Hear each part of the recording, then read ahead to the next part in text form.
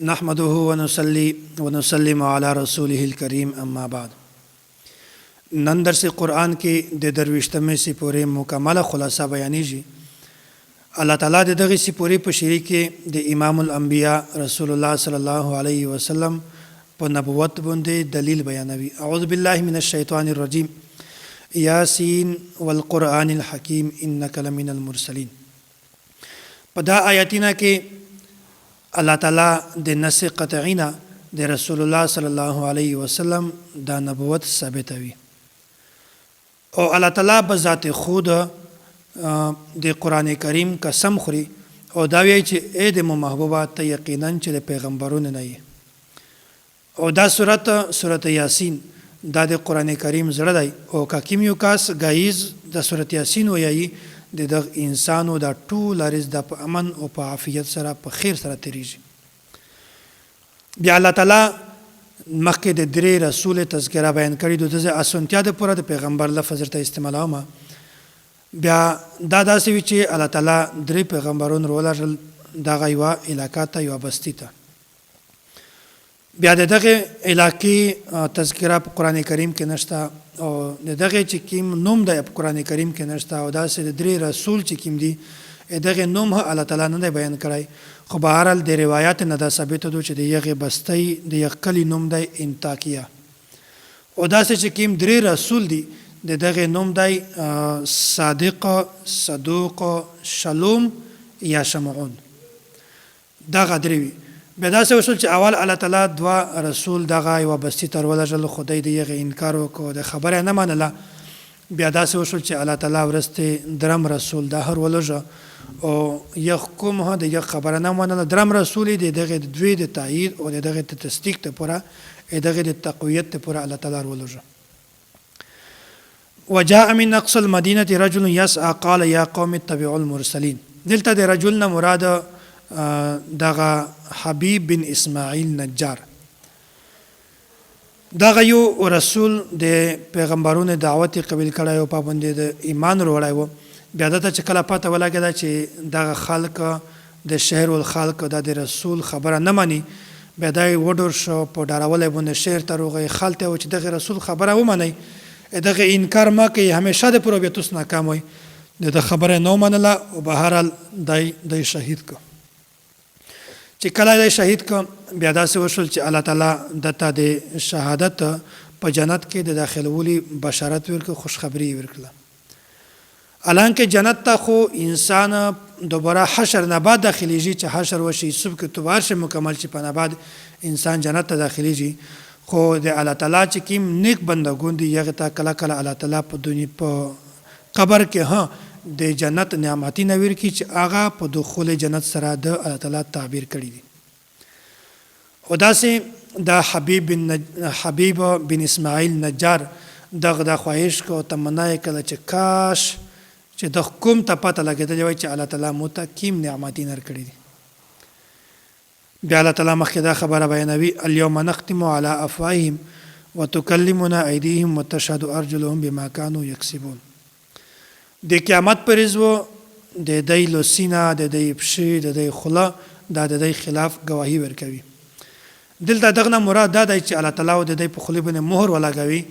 د مهر نه مراد دا دی چې په یغه وخت کې بیا د دای خلا د خپل مرزي سره نه چلیږي، ژبه په خپل مرزي سره خبره نه کوي، بلکې الله تعالی د حکم مطابق هغه د خلا د پښې د دای لوسینا دغه د یغ انسان خلاف گواهی ورکوي چې تو په داسې کې غیبت ته کړای وو، د چا شمت ته کړای وو، پلونکې غلطه خبره ده کړی او په چاپ سره غدلای وي د ګناه ژغدو ده کړی و، شرک ده کړای وو، په خلبونه د داشای کړی وي او مت په دا ګناهینه ته دجته ورغلای وي پښو گواهی ورکوي او داسې په لوست دغه ګناه کړی و. دغه ټول د انسان چې څوره آزادي د انسان خلاف گواهی ورکوي.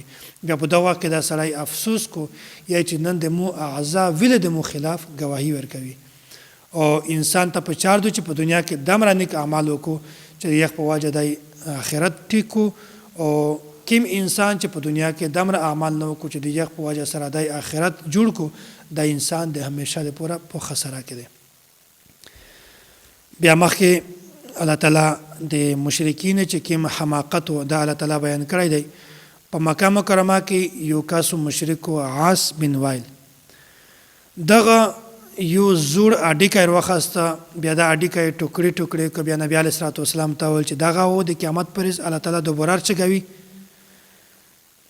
بیا نبی علیه الصلاه والسلام ورته ول چې بیا تو اول پیدویشت ویر شوی دی چې الله تعالی پیدا کړی د یوې مردوړې نطفې نه پیدا کړی بیا د یغې نه وینه جوړه شوه بیا لوترا وه بیا غوښه وه بیا ډیکې بیا سیادر وچوله تو هغه پیدویش ویر شوی دی چې یوره الله تعالی اول د انسان په پیدا کول باندې قادر دی بیا دوباره د یخ سر پر چګاول باندې الله تعالی په طریقه ولا قادر دی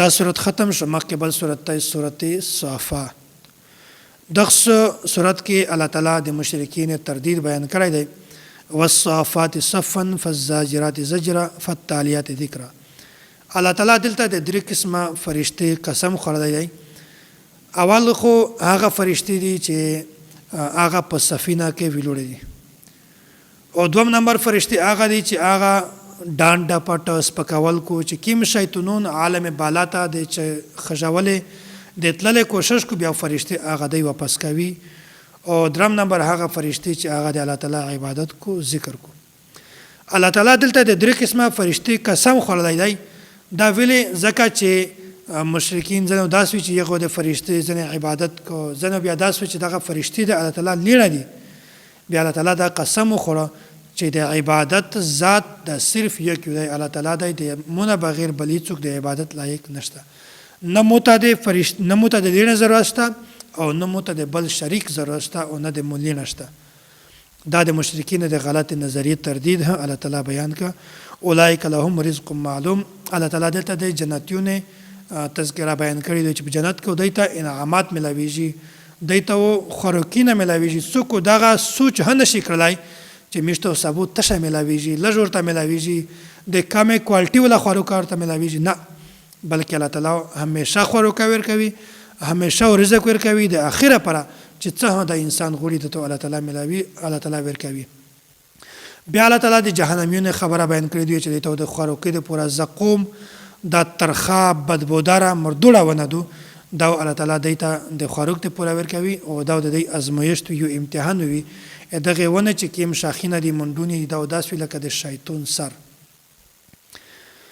بیا الله تعالی مخکې د حضرت نوح علیه السلام واقعا بیان کړی دو ولقد نادانا نوح فلنعم المجيبون نوح علیه السلام د الله تعالی نه دعا وکړه بیا الله تعالی د کشته ورکړه بیا بهار تر وایست چې کوم مسلمان خلک هغه د سره روغی د ځای کنعان د پوتې شو د سرکشي اختیار کړه چې زه غرته وخېږم الله تعالی نشي مړ کولای بهرل بیا په دای باندې طوفان روغی برغله بهرل دی چې کوم قوم د ټول الله تعالی غرق بیا په دغه طوفان نه بعد د کیم د انسان چې کیما سلسله شریدو نوع انساني دغه د نوح علیه السلام د درې زمانه د حام سام یافس دغه درې زمانه نه د مخته د انسان چې کیما سلسله وا دا شری شوی وا بیا مخه الله تعالی د حضرت ابراهیم علیه السلام واقعا بیانوي وان من شيعته لابراهيم ابراهیم علیه السلام ته د خپل قوم ولداول چرڅا د مشره ملت الورشه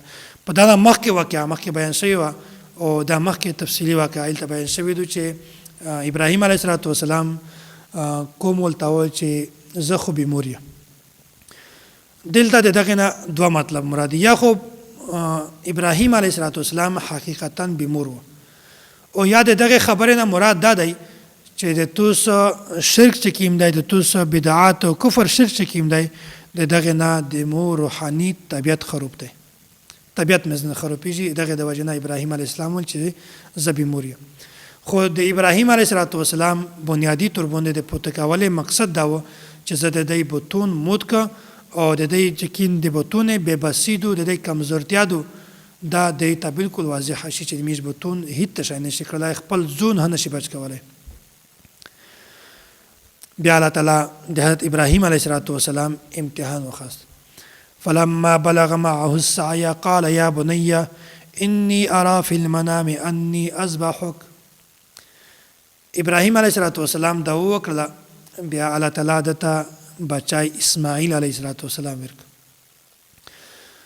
بیا ابراهیم علیه السلام خوب ولده چې زه تو قرباني کوم د الله تعالی د پورا. بیا خپل بچی ته ولل دا تفصیلی واقعه د عید په لمونځ کې خطبه بیانوي. بیا اسماعیل علیه السلام ورته وویل چې ای پلوره سترګې وتړه داسې نه وي چې مو باندې د رحم روشي. بیا د مو سترګې وتړه داسې نه وي چې مو باندې د رحم روشي. بیا داسې وشول چې کله ابراهیم علیه السلام کله د اسماعیل علیه السلام څملوه دا چوړۍ پر تراوله باره لوال چوړۍ چار نه کړله. خو چې کله چوړۍ چار شریک کړه په دغه وخت کې الله تعالی د جنت نه یو ماژ ورته ولږه. بیا هغه ماژ قرباني شو. د اسماعیل علیه السلام په ځای فرشته ماژ ورته څملوه. بیا ابراهیم علیه السلام خوشحال شو چې د مو قرباني وشوله. چې کله یې وکړو اسماعیل علیه السلام ژوندی پوته و او د په ځای باندې ماژ قرباني کړی و. بیا داسې الله تعالی په دغه امتحان کې دی کامیاب کړ. بیا د یونس علیه السلام ولا واقعه الله تعالی بیان کړی دو. دا خبره خو بدځي کې و چې د قوم نه وروته په دنه مخکې واقعه الله تعالی ته بیانوي چې کله د قوم د خبره نه ومنله. بیا د ورته و چې په درې ورځې کې په درېمه ورځ به تاسو باندې عذاب ورځي. بیا یونس علیه السلام د خپل اجتهادي خطا د وجې نه او د الله تعالی د حکم نه بغیر د قوم نه د هغې علاقې نه ووت. الله تعالی ته دغه خبرې خوند نه کوي. بیا قوم چرته په داو باندې شو داو یې وکړلې توبه یې وکړلې. الله تعالی د دوی نه عذاب لري که. بیا داسې وشول چې یونس علیه السلام مخکې راونه په کښتۍ کې سور شو. بیا کښتۍ خروپه شوله. بیا قراندازي وشوه. بیا دا یبته وچوه سمندر ته. بیا کاب ګډه ته ننایسته. بیا پانه بعد څه وخت په ګډه کې و خدای بیا بهر ته کاب وچو. بیا الله تعالی د حفاظت که. او دلته بیا ځینې خلک دا وایي چې د یونس علیه السلام نه د کوم نبوت فریضه وه په دا کې د ده نه کوتاهي شوې وه. خو دا خبره بالکل غلطه ده ځکه چې الله تعالی انتخاب دی. پیغمبر د الله تعالی انتخاب دی. پیغمبر نه کله هم داسې ګناه نشي کېدلی بلکې الله تعالی د پیغمبر نه داسې ګناه صادرولی هم نشي. پیغمبر معصوم دی او صحابي چې کوم دی دغه نه ګناه شي خو الله تعالی د په نامه اعمال کې د ګناه دا نه پوتې کوي بلکې الله تعالی ختم کوي. بیا د مشرکین تردید دا بیان کړی دی چې مشرکین او دا ویل چې فرشتې دا د الله تعالی لیڼه دي او دوی ځینې د فرشتې عبادت کوي ځینې د بتونو عبادت کوي. الله تعالی دا خبره بیانوي یعنې چې تاسو څرنګه د مو د پوره دا لیڼه ثابتوئ تاسو خپل د شرم د وجې نه دی مړه کوئ او بیا چې دا د الله تعالی لیڼه دي چې کوم شی تاسو خپل نه خوښوئ هغه الله تعالی ته ولې دا ثابتوئ. الله تعالی دا خبره بیانوي یعنې چې زه یو ذات د مو بل شریک نشته او د مو نه لیڼه شته نه مې زامن شته او نه مو ته د دغې ضرورت شته. مخکې بل صورت دی صورت صاد. په دغه صورت کې د مذاکرات د ناکامي د یوه وجه بیان کړې دو. دا مشرکین چې کوم وي دغې حضرت جناب ابو طالب دا د نبی علیه السلام تره و. دا ته یې وویل چې ته نبی علیه السلام ته وایه چې د میش په بتون سره غږېږي نه او میش به دی پرېږدي دا د خپل د دین عبادت کو د خپل الله تعالی د عبادت ته کو خپل دین نه کو. میش په ده باندې کور نه لري او دی په میش کور نه لري. ابو طالب نبی علیه السلام ته روغی دا خبره ورته بیان کړه. نبی علیه السلام ورته وویل چې زه تاسو ته یوه داسې کلمه نه در وښیم چې عرب او عجم دا ټول د تاسو اتباع کو. بیا ابو طالب ورته وویل چې بالکل صحیح دو. نبی علیه السلام د توحید کلمه ورته بیان کړله. بیا دی انکار وکړه. دی وویل چې میش دا دمره معبود دمره بتون دا پرېږدي دغه عبادت میش پرېږدي صرف د یو خدای عبادت وکړي دا د میش نه نشي کېدلی. بهرحال دی انکار وکړو او د دې نه بیا لوړل په دې کې الله تعالی د سورت صاد ابتدایي آیات در نازل کړل. بیا د حضرت داود علیه السلام دا واقعه الله تعالی بیان کړی دو. داود علیه السلام نه څه لغزش اجتهادي لغزش شوی و. بیا الله تعالی داسې وکړل چې دوه کسونه ورته راولږل په دوله باندې ورته ټوپ کړل او دی ته داود علیه السلام ته وویل چې د میش دغه فیصله دو دغه روکده معامله دو. بیا داود علیه السلام په خپل د عبادت په ځای کې ناست و او بیا فیصله ور وکړله. پنه بعد داود علیه السلام ته پته ولګېده چې دا خو امتحان و دی مو بیا په سجده باندې څملوستو. بیا د الله تعالی معافي وغوښتله او د داود علیه السلام نه دا څه اجتهادي لغزش شوی و دغه دا په دا باندې قرآن کریم بالکل خاموش دی. نو میشته سو په دا باندې خاموشي اختیاروي.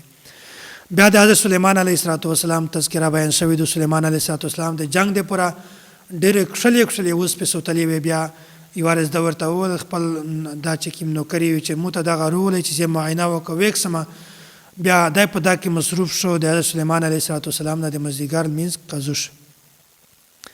بیا پانا با ډېر پریشانه و او ډېر افسوس یې که بیا دوباره بیا اوس پر وغوښتلې بیا هغه ټولې د الله تعالی په لار کې د قرباني کړلې. بیا الله تعالی ته حکومت ورکړه په داس مرغۍ باندې، په جنات باندې، په ځناور، په هر شي باندې الله تعالی ته حکومت ورکړه. بیا د ایوب علیه السلام ولا واقعه الله تعالی بیان کړی دی چې کله ایوب علیه السلام بیمار شو، بیا د بچو د مول د جایداد هر شی ختم شو، صرف د یوه نیکه ښځه دا ورسره پوتې وه.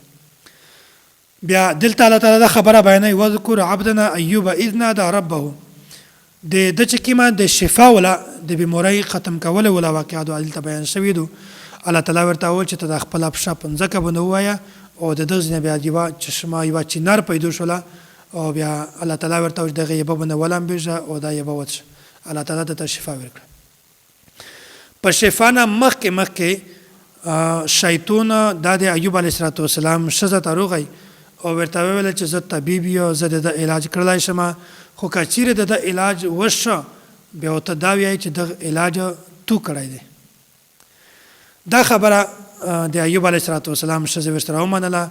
بیا ایوب علیه السلام ته دا خبره د بیان کړله. ایوب علیه السلام ته پته ولګېده چې دا خو شیطان دی او بیا دا قسم وخوړه چې زه یوره ښه شم، تو زه سل لاشتې وایم. او چې کله ایوب علیه السلام ښه شو بیا وویل چې که چیرې زه قسم پرې کوم بې ګناه ښځه مې دو دغه ته تکلیف دی او که زه چیرې قسم وته بیا کفاره دو. بهرحال الله تعالی دا خبره ورته بیان کړله چې ته یو داس وکړه چې یو سل وړیکې لاشته در واخله، دغه نه یو بنډال جوړ کړه چې نری لاشته دغه یو لاشته دو ویله تو قسم ده پیره شي. بیا ایوب علیه السلام په دا باندې عمل وکړ. مخکې د مشرکین سورة الزمر شروع شه او د مشرکین څخه غلط نظریات وي دغه الله تعالی بیان کړي دي. دوی و د بتونو عبادت کو او داسې د فرشتې عبادت وکړه او دا و دوی ویل چې دا ټول کائنات خو الله تعالی پیدا کړی دی، خو موږ د بتونو عبادت ځکه کوي چې دغه وخوښول شي، بیا د الله تعالی خو ته د موږ سفارش وکړو، د موږ شفاعت وکړو. او بیا الله تعالی دا خبره بیانوي یا چې د شفاعت پوره دوه شرطونه ضروري دي. یو خدای چې کوم کس شفاعت پرین کوي د الله تعالی خو ته مقبول وي، او دومره خبره ده چې د چا شفاعت کې هغه کسون چې کوم دي هغه قابل مغفرت وي. نو په داسې کې دوه سره شرطونه نشته ځکه چې کوم معبود بتون دي هغه الله تعالی ته ورنږدې نه دي او چې د چا د سفارش کړل غوړي هغه قابل مغفرت نه دي. دا نشي کېدای چې د هغې مغفرت وشي. بیا الله تعالی په اخر کې د خبره ته ختم کومه دا خبره بیان کړې ده او چې کوم هغه کسون دي چې مشرک دي او هغه کسون چې موحدین دي د هغې مثال الله تعالی بیان کړی. دغه تفصیل استاد محترم متکلم اسلام حضرت مولانا محمد الیاس ګومن دامت برکاتهم دروس القرآن پاکه د تفصیل موجود ده. خلاصه دا ده چې که کوم یو داسې غلامي چې د هغه مالک ډېر وي، د ډېرو کسونو د غلامي، بیا دی په دا خبره کې همیشه پریشانه وي، سرګردانه وي چې زه دغه مالک خبره ومنه که د دغه خبره ومنه که د دغه خبره ومنه. داسې سرګردانه وي هغه کس مشرک چې دی د بتونو عبادت کو چې زه اوس دغه عبادت وکړم که د دغه وکړه که د دغه وکړه څرنګه وکړم، داسې د مشرک مثال د دغه غلام غوندې دی. او هغه کس چې موحد دی صرف د الله تعالی عبادت کو دغه مثال داسې دی چې یو غلام وي او د دغه آقا دا صرف یکی وي، بیا د یخ په خبره منله کې دته هیڅ پریشانی او هیڅ سرګردانی نه وي. او داسې هغه کس چې صرف د الله تعالی عبادت کو یو ته داسې پریشانی نشته او دغه همیشه خوشاله وي، د یغو په دماغ باندې بوج نه وي. الله تعالی د میشتو ست په خبره باندې د عمل کړل توفیق نصیب کو. واخر دعوانا ان الحمد لله رب العالمین.